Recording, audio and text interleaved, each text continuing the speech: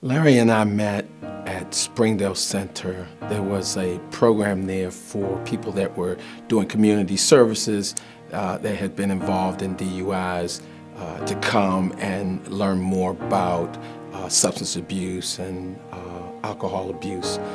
So I would actually give the class and show Larry's video.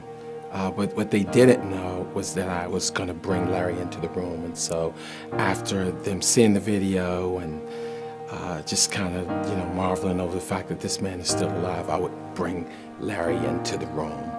And that's when the emotions would really get stirred.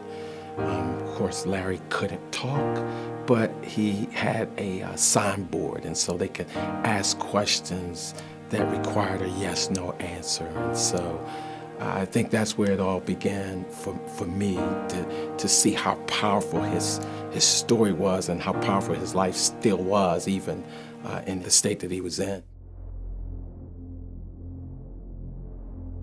This is Larry Cullen, born in 1952 in Washington, D.C. Larry started drinking alcohol at the age of just 9. As some of his classmates made plans for college, Larry's drinking kept him from finishing high school, dropping out in the 9th grade. With no serious concerns for his future or obligations, Larry just kept on partying. He'd get drunk, and then he'd get wild. At 16, Larry had his first car wreck. From sharpening tools for a compressor company to being a change cashier for slot machines and a carpet layer's helper, Larry held and lost many jobs, never keeping one for very long. Larry married young, had 2 daughters, and then divorced. Eventually, he told himself, "I'll settle down and cut back on my partying." But not now. Not yet. He knew he was an alcoholic, but drinking made him feel good about himself. At least that's what he thought. And the accidents. One was on a motorcycle. Then in his truck he liked to call the Orange Flame. Another in his GTO. And in 1974, at the age of 22, Larry had his final accident when he wrapped his '64 Chevy Nova around a telephone pole in White Plains, Maryland. The alcoholism stopped, along with his ability to eat, drink, walk, or even speak. Larry spent 2 years in a rehabilitation center in Baltimore and another year with his mother. The accident left him a quadriplegic. In 1977, Larry was admitted to the Charles County Nursing Home, where he lived for 6 years until he was moved into one of Springdale's group homes. Larry had lost all of his independence and required others to feed, bathe, and clothe him. And though he was surrounded by compassionate and caring people, this way of life was something he wished upon no one. Every morning, with the help of a caregiver, straps, and a portable hoist, Larry was lifted out of bed and into his chair. Others would help him dress, comb his hair, and administer his medications. Unable to chew solid food, Larry was fed through a feeding tube inserted through his navel. The simple pleasures and tastes of eating were gone forever. Once, he had the free will to come and go as he pleased, and make decisions like whether to wear a seatbelt. Now, everything in life required the help of others, along with straps and harnesses, for Larry to do anything or go anywhere. With limited control of his hands, Larry could manipulate his electric wheelchair using a special control board. It was difficult even with all this special help. A physical therapist worked with him on motor skills, trying to maintain what strength and flexibility he still had so that Larry could use the keyboard at the center's computer lab to type notes and messages to family, friends, and the center staff. It was a slow process that required focus and concentration to hit each key. Unable to speak, this was Larry's only real means of communication, and communication was critical to him, as he was on a mission to convey very important information to as many as he could.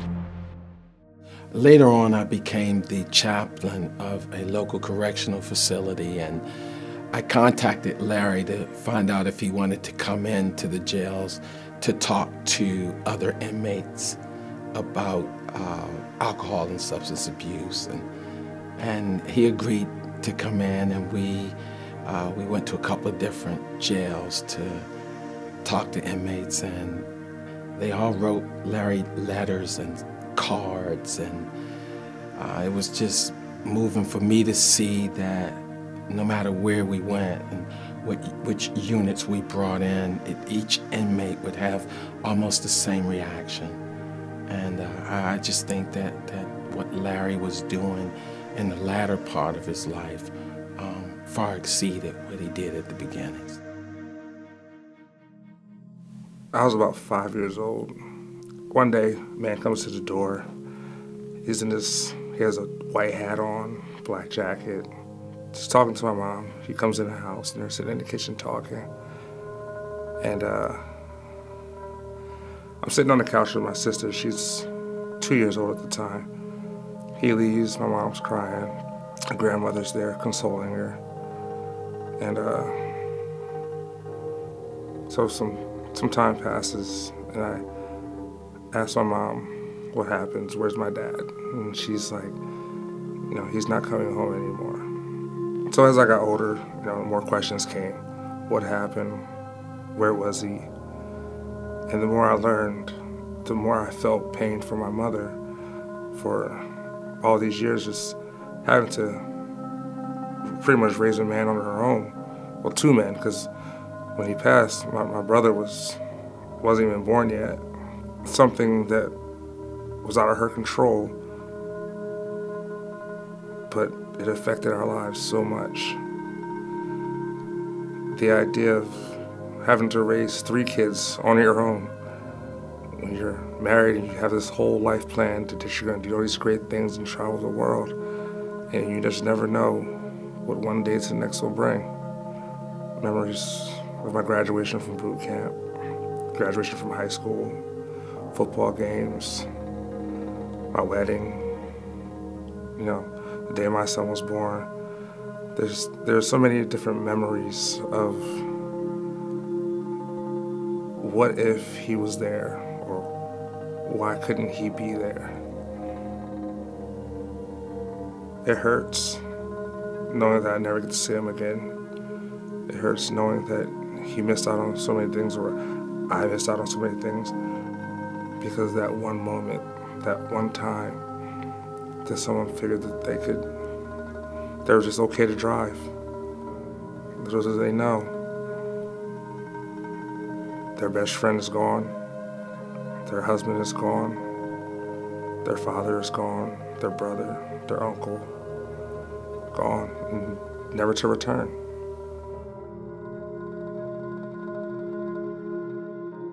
At 15, Marcia thought she was invincible. Skipping school, getting high, rock and roll, and her boyfriend were her top priorities. But on December 7th, 1975, just a few days shy of her 16th birthday, Marcia's life changed in a way she never imagined. Her friend threw an early birthday party for her, and on the way home, sitting in the back seat of a car drunk and tripping on acid, the driver, her friend Tommy, who was also high and drunk, ran a stop sign into the path of another car. Her dreams of having a family and being a mother were ripped away that night. I really don't remember being at the party. I don't even remember being there or what time we left. I don't remember. I smoked some marijuana and tripped on some acid, and the driver was drunk, and he drove us home. But obviously I didn't make it home. None of us did. The helicopter came and flew me to shock trauma in Baltimore. The other guy, he got thrown out the windshield, killed instantly. They say a splinter of glass went in his brain. I got the worst of it. Besides talk, I was in a coma for 2.5 months. I didn't even have enough wind to blow out a birthday candle.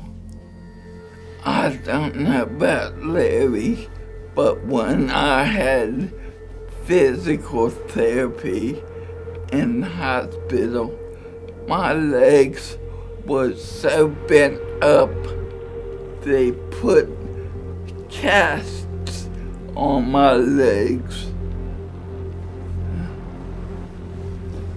to make them straight. When I first met Larry, it was here, obviously. He was a very good friend. I was upset when I heard about he had died. I want to inspire teenagers when they get their licenses, not to drink and drive.